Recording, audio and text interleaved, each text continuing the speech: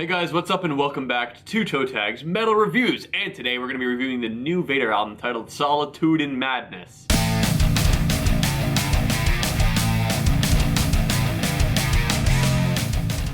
So after listening to this album for an entire week, Vile, what were your thoughts? My thoughts on this album. Okay, so let's get some things out of the way we talk about all the time. Did this album get boring for me? No, it really didn't. But there's still some issues. I listened to this album all week long and didn't really get tired of it.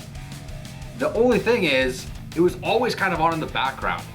I never really put this album on and like put focus on it and was like really intently listen to it because nothing was really grabbing me or standing out to me and screaming out to me and going, you know, making me think, oh shit, what was that? I gotta hear that again, like hitting the rewind button or whatever. There's no rewind button these days. But it just kind of played and I had it on loop. I always have my albums on loop, so once it's done, it keeps going again. And you don't even notice. I didn't notice when it was over and when it restarted again. Because a lot of these songs, they kind of sound the same. Because Vader sounds like Vader, and old Vader sounds like new Vader sounds like old Vader, and everything in between. At least from what I've heard from this band. And I have their one or two of their albums, and it all sounds the same to me. I find this band to be one of those bands. There's a lot of bands like this, but they kind of play in a pocket, right? They have their style, they have their genre, and they kind of just do that and only that. They don't screw around with interludes. They don't screw around with experimental things or trying out new instruments or clean vocals or anything like that. They play what they know, but they play it very well. So anybody that's in the mood for kind of like an old schooly death metal / thrash metal-y sound can put Vader on and be satisfied. If that's what you're in the mood for, this is what you'll put on and you'll have no complaints. With that said, there's not much on this album to really brag about as far as technicality or impressive solos or cool vocal performance. It's all very standardish kind of stuff. So in a way, it's very good because it's just what it is at its core is done very well, but in a way it's also bad because it feels kind of bland. Yeah, I feel like I was struggling with that for a good portion of this week. For a majority of the earlier half of this week, like up to even around like Wednesday, Thursday, I was really trying hard to find things in this album that really stood out to me. And it was making the album seem worse when I was trying to do that. When I was trying to force myself to find something, the album just got really stale for me. So when I said, okay, you know what? I'm just gonna let this album go on in the background and just kind of just not, you know, put like the laser eyes onto it.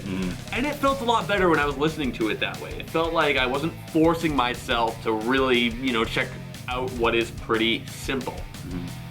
And I don't mean simple as in, oh, this is just easy, whatever, basic music. Simple as in something very straightforward. You know, this band does not really fuck around, as you mentioned, with anything experimental, anything different. It's really just like, if you want old school, heavy, thrashy metal, this is exactly that. Very formulated, really.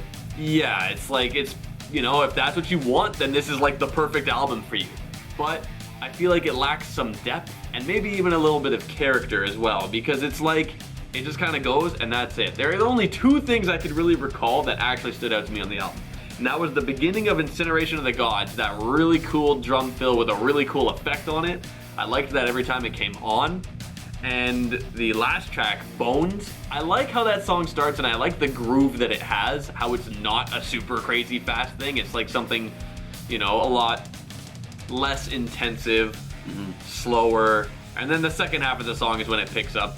I'm okay with that, I guess. I really like, you know, the slower kind of groove that was happening in that song. But other than that, I could not really find anything in this album that stood out to me.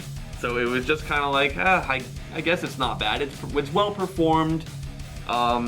You know, like there is talent with these guys. I'm not saying like, oh, yeah, no. I'm not even saying this album's not even like bad. It's just I felt there was a little bit of blandness from it, and I felt overall it's kind of best for background music if you're not someone who's huge into either Vader or the genre of the heavy old school thrashy stuff.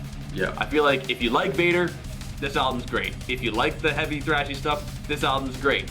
But if you're looking for anything other than that in this album, you might be a little bit disappointed. Yeah, I've never really met a fan that's a huge Vader fan. People usually opt for bands like maybe Slayer or Obituary, you know, or maybe even Death, kind of stretching it a bit, but they kind of meet in the same genre.